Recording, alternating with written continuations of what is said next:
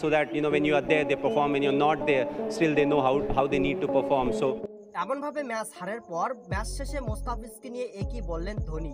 কেমন বল করলেন মুস্তাফিজ, বিস্তারিত জানুন পুরো ভিডিওতে। টসে হেরে প্রথমে ব্যাট নিয়ে শুরু থেকে দ্রুত কিছু উইকেট হারিয়ে খাদের কিনারায় পড়ে যায় চেন্নাই সুপার কিংস। তবে এই ম্যাচে 4 নম্বরে ব্যাটের সুযোগ পাওয়া রবিচন্দ্র জাদেজা দুর্দান্ত ব্যাটিং উপহার দেন। 57 রানের একটা ঝমকালো ইনিংস খেলেন তিনি।